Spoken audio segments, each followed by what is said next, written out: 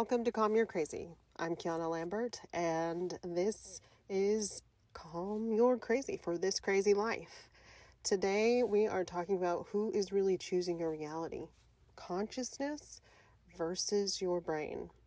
This episode is going to break down the connection between the double slit experiment and the quantum field, and how your choices shape the reality you experience. I'll explain what quantum actually means, why consciousness is the real observer, and how the brain only reacts to limited information shaped by survival patterns and memory. You'll learn why indecision feels like friction, how timelines work on a practical level, and why you can feel a mismatch between what you want and what your nervous system feels safe choosing. I talk about the difference between consciousness-led choices and brain-led choices. What creates the feeling of being off path, and how to shift into the version of reality that you actually want. The episode ends with clear steps you can use to regulate your body, understand your cues, and align your daily choices with the reality your consciousness has already selected. If you want more support, tools, or classes, visit my website, kianalambert.com.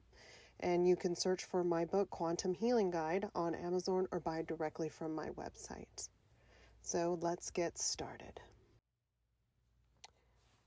Let's start with the double slit experiment. In the double slit experiment, it shows that our observations collapse the wave from the quantum field of possibilities. In the quantum field, there's all possibilities that could ever exist. Before we go any further, let me explain what quantum actually means, because a lot of people hear the word and think it's mystical or complicated. It's not. Quantum refers to the smallest building blocks of reality, not atoms, but smaller, not electrons, but smaller. It is the level where particles don't behave like solid matter. They behave like waves, information, and they actually don't turn into anything unless they're observed. So they are energy particles that behave like information based on probability and energy. At the quantum level, a particle isn't in one place. It is in all places at once until observed. It doesn't have one path. It has every possible path. It doesn't have one form. It has all potential forms. That's what quantum field means. That's what it is. It's a field of possibility. It is not fixed matter. And when you observe something, the wave of possibility collapses into one actual outcome, the one you experience.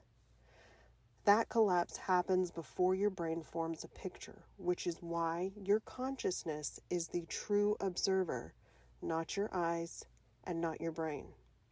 This foundation is what every example in this episode is built on. Why consciousness chooses first. The observation doesn't come from your eyes, because by the time the observation from what you observe hits your brain, the wave of possibility has already collapsed into matter. We see a visible spectrum, and it takes time, even at the speed of light, for what you observe to travel to your eyes, then to your brain, and then get processed into a picture. Still takes time. When you process things, it is based on your experience. It is based on what your brain knows to be true and what your brain believes. You don't know what signs mean in China. You know what signs mean in English. You know what signs mean based on the country that you're in. So your brain is already biased to your experiences. Now, granted, it is fast, but because it has already collapsed and you can see it, it means that your consciousness has chosen before your brain has processed it. Here's a simple example. You are at a red light. The light turns green. That light has turned green before it hits your eyes and your brain has processed it. So in the double slit experiment, by the time the scientist observed it, it had already taken its shape, meaning that the higher consciousness chooses before the brain sees it. Consciousness is the observer, not the brain. The eyes are part of the brain. The brain is part of your central nervous system, and it forms a picture based on input from what it knows, based on your life experiences, meaning that it is reacting to limited information, whereas your consciousness knows and sees everything. Here's why it matters. Your brain doesn't see the world as it is. It sees the world as it expects it to be. It predicts, it fills in the gaps, it protects you based on your past. If you've lived through trauma, the brain predicts danger even when there is none. So the picture it hands you is filtered through the safety patterns, memory, and what it believes you can handle. Your consciousness doesn't have those limits. It holds the blueprint of what you actually want. And that's why your desires feel bigger than your actual life. Your consciousness is trying to pull you towards what's possible, while your brain pulls you towards what feels safe. Here's a personal example. I wanted to be a dancer, an actor, a singer. I still do. My brain was formed under intense trauma and childhood trauma, and I became somebody and something completely different based on what I thought was safe and achievable for my nervous system at the time. My consciousness is still trying to give me what I want, but my brain and my nervous system are limiting me to what I feel safe to do, which is why I do the exercises. I work on things so that I can stretch my rubber band of a nervous system without burnout, without breaking it. So your brain can't be the observer because it's limited to the perception of input of your life. When it comes to timelines and realities, the way it works is thoughts are an invitation to timelines. Choice and action come from the thoughts that create the reality you live. For example, you are driving and you're not sure if you're supposed to turn left or right when you get to the stop sign. As you are thinking, should I go left or should I go right? You're shifting timelines back and forth. Ultimately, you decide to go right and you take a right, and that becomes your reality. Now, the other timeline in reality is the one where you went left, but your awareness stays with your choice to go right. So your awareness is part of your consciousness. And your consciousness is everywhere and everything. But your awareness stays with your choice to go right. And let me add this. The physical tension you feel during indecision, the tightening in the chest, the spinning, uncertainty, is your nervous system feeling the pull of multiple possible outcomes. That is the body sensing multiple timelines at once. That being said, you as consciousness will and have experienced every possibility because your consciousness is everything and everywhere. Your awareness in this reality went with the choice to go right. It is your brain that chose to go right, not your consciousness. Your awareness is observing your action through your brain. Remember, the brain is the monitor. When you are in touch with your consciousness, you move with it, and your awareness experiences the observation of what your consciousness wants. However, if your brain is hijacked by your nervous system, and your belief in the external world being solid and real and not malleable, and that everything happens and everything that takes place without your choice, then your awareness as the observer has no choice but to watch. And this is where you get in trouble, because there is a mismatch between what the consciousness, i.e. you, your higher self, and what your brain is choosing. A mismatch looks like wanting expansion but choosing safety, feeling pulled towards something but freezing, constant rumination or feeling off path, a persistent sense that you're living the wrong version of your life. These aren't character flaws. They're signs that your consciousness wants more than your brain feels safe to choose. So if you're unhappy, it is because of the mismatch between what you want to experience and what your brain chooses. Your consciousness doesn't care what you choose, because no matter what you choose, there is a version of you that is experiencing exactly what you want. So there's a version of me that became an actress and a singer, and my consciousness is everything, can go to that experience and live it at any time. Meaning, it doesn't matter what I choose or what you choose, consciousness just wants the experience, and it will and can experience everything. But if you, as the awareness, want to experience the version of what you want, you need to do something simple and powerful. This is how you shift into the reality that you want. Notice what won't leave you alone. Your real desires persist even after years of suppression. That's step one. And usually it's what you wanted to be when you were a child. Usually it's ideas that you're supposed to manifest into this life, and they're persistent, and they are persistent for years. And that's step one. Step two, regulate your nervous system. I cannot express how important this is. You cannot shift timelines from fight or flight. Your brain will always choose safety over expansion. So you have to do the tools, you have to do the breathing, you have to tell yourself that you are in charge. You are consciousness, and you can override the automatic programming. When you do that, you are regulating your nervous system. You feel at peace, possibilities open up, and you are touching your consciousness. That little nudge you get whenever you have to do something, you'll be able to feel it and follow it. You'll feel full of life, and you'll feel like you can take all the steps that you want. And that's step number 3. Listen to the body's cues. The body will tell you what opens and what closes. If it feels uncomfortable, if it doesn't feel good, if it doesn't feel right, that is a gut check. That is your consciousness saying, you need to do this.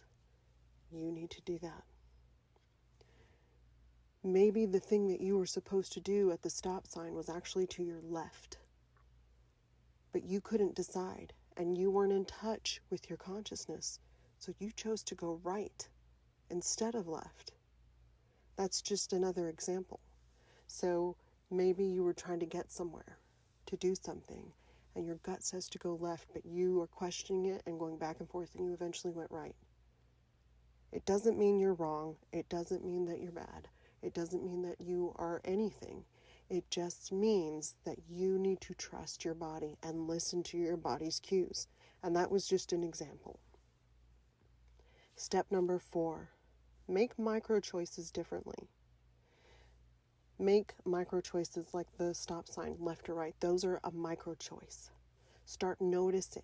Start feeling the gut. Experiment. Those micro choices lead to macro, bigger choices that you can feel, so that you can shift and you can move with purpose when the big stuff comes. But if you can get in touch with your body when you're making the micro choices, then you can build on it. Step number 5, let your awareness follow consciousness. This is how you begin to experience the reality of your consciousness. Choose before your brain ever even saw it. If you do not follow consciousness and you let your brain choose, you're relying on programming. Programming from your past. Programming from your indecision. Programming from your lack of trust into yourself. So you need to listen to your body. Your body is the connection to your consciousness. Your nervous system is the connection to your consciousness. When you don't regulate your body, when you don't feel your consciousness, you shrink. You are actually closing instead of opening. And that's why the programming comes in. It's because of the fear. It's because of the nervous system. When you regulate that with the tools like breathing, positive self-talk, and rewiring your brain, you are making a pathway in your brain that is neuroplastic, meaning it can change. Your body also can change. Your body does the same thing your brain does. It just needs to be relaxed to heal. They've done studies where your body can heal if it feels safe in a safe environment. It can do almost anything as long as it feels safe. And a lot of people don't know what safe feels like. They don't know that they're dysregulated. But the clues are that you have rumination, that you're always worried about things, and you're always expecting an outcome. When you expect a negative outcome, you are creating a future based on feelings of the past. And when you regulate your nervous system, when you notice that your thoughts are straying and you bring them back, you're wiring and rewriting your programming. So your consciousness isn't waiting for your brain. Your brain is simply catching up to what your consciousness already chose. And the moment you learn to regulate your nervous system and decode your body's cues and choose from consciousness and choose with love and choose with joy instead of fear, you stop watching your life from the sidelines. Your awareness comes in and wants to be present. I watched from the sidelines my whole life. I felt like I was in a house looking out of a window and I was never present because I was so dissociated from my body. So now that I'm healing and I'm growing and I'm taking these steps and I'm opening myself up and being more expansive, I decode my body's cues and I work diligently to just regulate. I don't even work or worry about the future or think about anything. I work on loving me and feeling my body, because I know that no matter what I do on the outside, no matter what steps I take on the outside, it's not going to change unless I do. I am the one that shifts realities. If I want the life of an actor, singer, performer, artist, I can shift into that reality by taking steps. And the nervous system tells you what steps to take, what action to take, and then it brings in the synchronicity, and life begins to feel magical and lucky and full of possibilities. And you no longer feel like you're on the sidelines. You feel like you're in the flow of what's meant for you. So follow those 4 steps. Wait, is it 5? It's 5 steps. Let awareness follow your consciousness is number 5. So follow those 5 steps.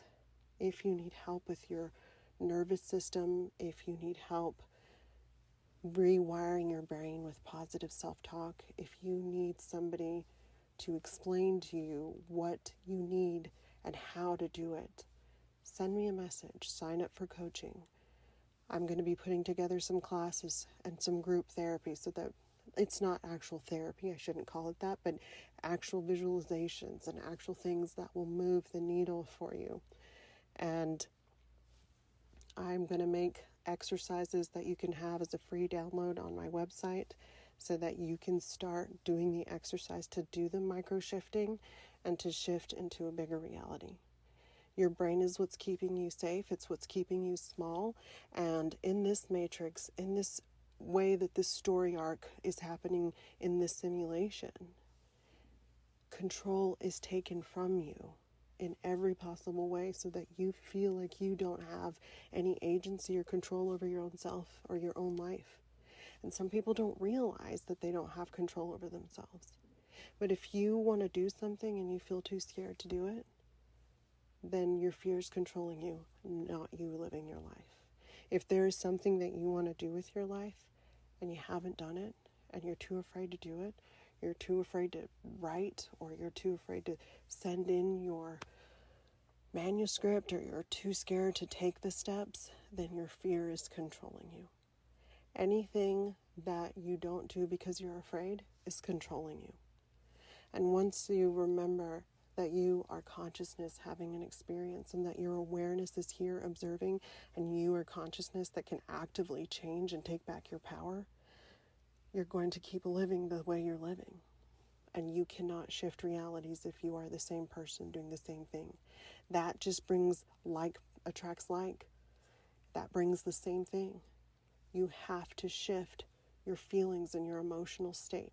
And I'm telling you right now, it is literally comes down to the chemicals that your brain releases into your body. So when you have a lot of dopamine and serotonin, you feel like you can fly. But if you're in a constant state of dysregulation, you're not going to feel very good because your body doesn't prioritize making you feel good if it thinks you're in danger. Why would it try to make you feel good if it thinks you're in danger? So if you're in a constant state of dysregulation and you're not happy and you're not feeling anything, then you're not going to create those hormones. But if you artificially gave yourself those hormones with doing substances, that's why people get addicted, because they don't have a regulated nervous system that feels safe enough to produce those hormones. And so they start going out and doing things that give them artificial dopamine. But that doesn't cure anything, it only creates addiction. So the way that you have to move through it is if you regulate your nervous system and rewire your brain to the point where you are at peace all the time and you don't react and you don't have the fear, then your brain will start to produce dopamine and serotonin again. And when you start taking steps towards the things that you want to do and you get on the other side of fear, your brain starts producing dopamine for those steps that you take. So the only way that you lose here is if you don't try. The only way that you lose here is if you don't love yourself and you don't rewire your brain. Because you want to be happy. You don't want the rumination thoughts. They're not coming from you. They're echoes of the past. They're echoes of wounds. They're your nervous system trying to keep you feel small because that's what was safe when you were little. That's what you were taught when you were little. It's just programming. And you are a person. You are not the computer. You are not the monitor. You're not the CPU tower. You are consciousness and your awareness of it. So you're not your brain, you're not your body, and I know I preach this all the time, but you aren't. And the only way through is to do the shifting of yourself. And the shifting of yourself requires nervous system stability, breathing exercises, community, rewiring of your brain to self-love talk, and commanding yourself to have expansion, commanding yourself not to ruminate, comforting yourself, saying, I know that it hurts, I know that it feels that way because of the things that have happened in the past. I know it's painful because it is painful, but here's the thing, we can do this. We are worthy. We, and I'm saying we because, there's more than one of you in there. There's a different sides to you. But you can say I if it's more comfortable. I am worthy. I love myself. I forgive myself. And if you feel any resistance when you are saying those things, it's because your nervous system is trying to protect you. You have to override it and keep saying it, keep pushing through, keep believing it. That's making new neural pathways in your brain. You are not your brain. You are not your body. Your brain and body are the controllers of how you navigate this simulation. Use them for your advantage. Use them for the things that you want to do. Love them. The more you love yourself, the more you love others, and life just opens up and everything's beautiful. When you love yourself, you feel that in-love feeling that you had when you fall in love. And it's like that every day. It's euphoric. I don't have a lot of feelings or emotions all the time. But when I do, I feel them deeply because I haven't felt anything in so long. I was so numb. I was on Effexor and I was taking all these medications and I was sick all the time. And I just didn't want to live in my body anymore. It felt like the enemy. And that's why we have autoimmune diseases. So as soon as I stopped and I started loving myself and doing the self-talk, I started shifting realities. And I'm telling you, it's not easy for me, but it can be easy or as hard as you make it. And I work on it every day, telling myself that it's getting better, that it's getting easier, and it has, and it does, and it will. Getting off Effexor, less than 1% of the population can do it. And if less than 1% of the population can do it, then I'm in that group.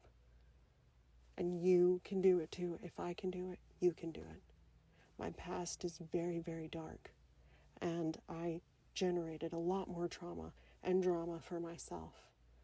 My second husband was married. He had another kid with another woman. And I was pregnant at the same time she was. And I had no clue I was attracting this. And then on top of it, he ended up being a narcissist and a liar and made our lives so difficult because he had to pay child support and do all these things, and I had no place to go. I had a high-risk pregnancy. I asked my mother to take me in, but she's a narcissist and wouldn't do it.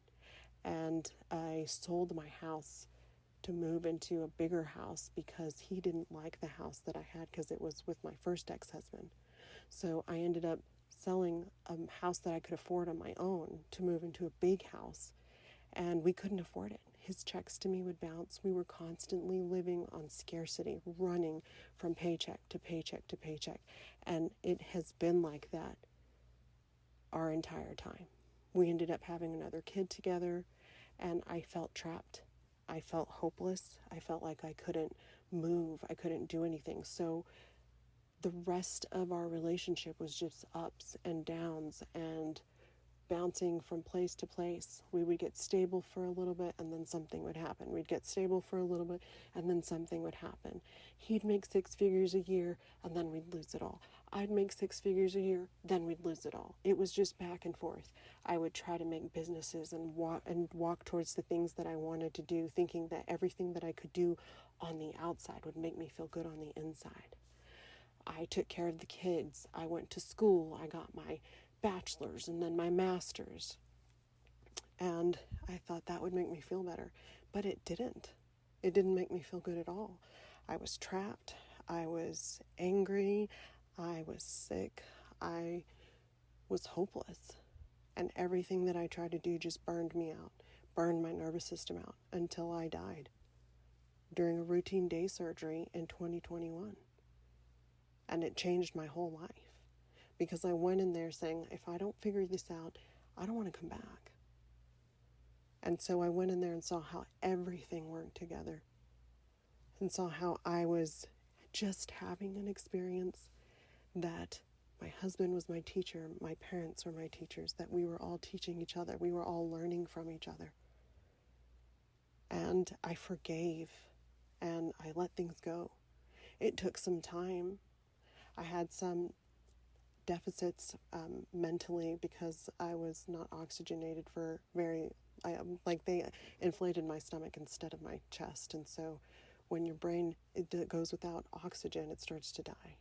So I had some things that I had to redo, and there was a lot of reliving of things that were coming up because I wanted to know what was going on with me, what was holding me back. So immediately I started getting flashbacks and memories of childhood things that have happened to me and why those were holding me back as an adult, because I never connected it. I never connected that my childhood trauma was the reason that I was living the way that I was living. I didn't connect that my fear and that my reactions and that my wounds were always coming up. And that's why I'm so dedicated to this healing stuff, because there are so many people out there that experience this stuff and they have no idea. They don't have any idea that the connection is their childhood trauma to their adult trauma. A friend of mine, her husband is, we're former friends, but her husband's in prison, and he is in prison for domestic violence. He had a felony before they got together, and his childhood trauma, sexual abuse, mother wound, father absent. So His whole life was just a repetition. And because he witnessed people doing domestic violence to his mother, he was domestically violent with his partners. And he was so addicted to the adrenaline and the cortisol that he would receive from losing control that he couldn't stop. He was addicted to it. His brain was hijacking his life.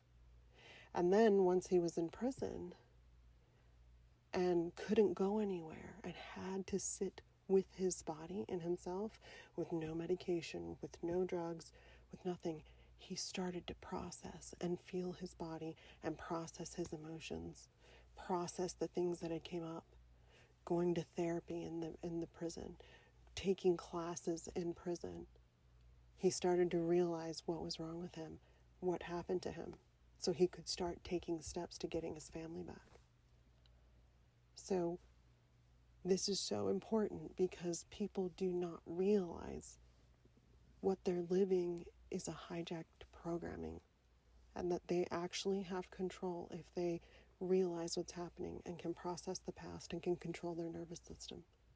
This takes it one step further so that you can start actually taking action. But that's why I do this. So thanks for listening. That was a little bit of a long one, but I do appreciate your time. And I'm going to be putting more resources on my site. I'm working actively on feeling and doing my nervous system, so I don't do a whole lot because I don't want to burn out. But I'm feeling better, and I'm feeling better every day and growing and getting more ideas.